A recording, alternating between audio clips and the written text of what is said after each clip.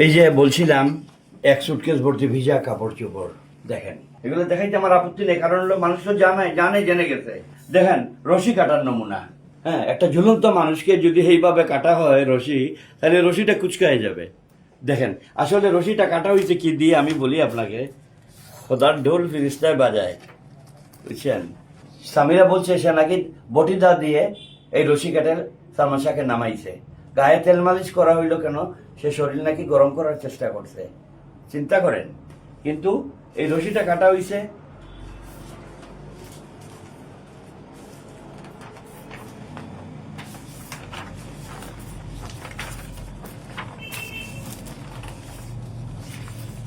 এই দেখেন, এই যে বললাম যে সিলগালা ঘর ওটা খোলা হলো, ওনারা ডিবির মানুষ, ওনারা মাপজুপ করছেন, এইখানে কাটা ছিল, এইখান থেকে রশিটা মাপে ওনারা নিজেই বলতেছেন আমার সামনে যে সালমান শাহ যতটুকু লম্বা, এই লম্বার মধ্যে তো এটা পড়ে না, এটা হয় না, যে পা তো মাটিতে লেগে যায়।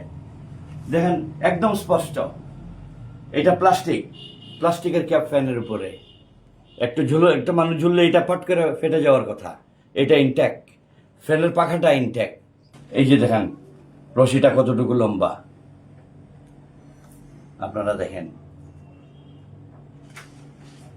এই যে দেখেন, সামিরার স্টেটমেন্ট হলো যে সে দড়ি কাটে নামাইছে বটিদা দিয়ে। আর আমি বলবো নাও, যেখানে লাশ তারা পাইছে বলছে ওই রুমে এটা পাওয়া গেছে অ্যান্টি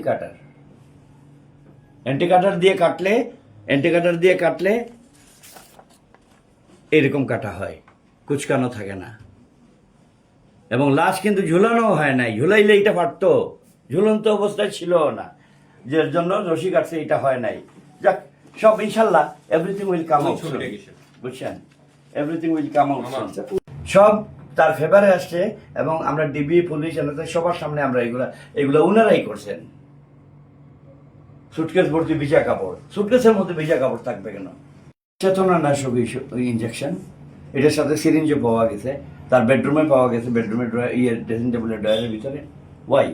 ছোট্ট একটা শিশু বলে দেবে এইগুলা দেখলে যে এটা আত্মহত্যা না হত্যা, বুঝছেন।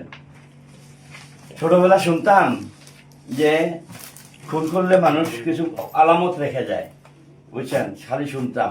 ইনশাল্লাহ আপনাদের সহযোগিতা চাই, আপনাদের পরামর্শ চাই। আপনারা ভালো থাকুন, আপনাদের চ্যানেলের প্রতি দোয়া এবং সালাম রইল।